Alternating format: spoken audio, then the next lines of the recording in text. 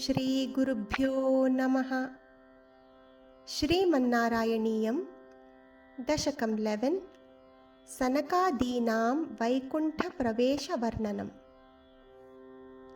क्रमेण सर्गे परिवर्धमाने कदापि दिव्याः सनकादयस्ते भवद्विलोकाय विकुण्ठलोकं प्रपेदिरे मारुतमन्दिरेश।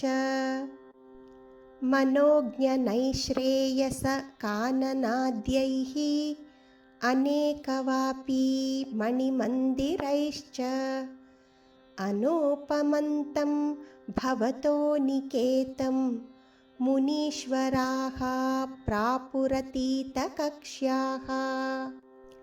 भवद्दिदृक्षून् भवनं विविक्षून् द्वास्थौ जयस्तान् विजयोऽपि अरुन्धां तेषाञ्च चित्ते पदमापकोपः सर्वं भवत्प्रेरणयैव भूमन्।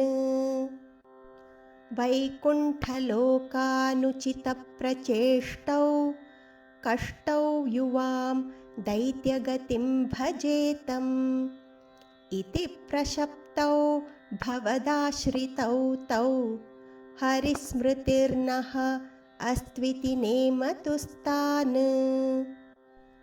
तदेतदाज्ञाय भवान् अवाप्तः सहैव लक्ष्म्या बहिरम्बुजाक्ष खगेश्वरान् सार्पित चारुबाहुः आनन्दयन्तान् अभिराममूर्त्या।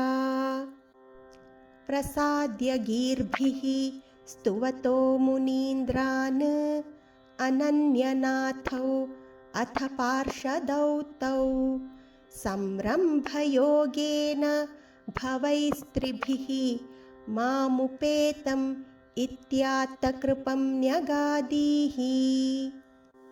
त्वदीयभृत्यौ अथ काश्यपात्तौ सुरारिवीरौ उदितौ द्वौ सन्ध्यासमुत्पादन कष्टचेष्टौ यमौ च लोकस्य यमाविवान्यौ।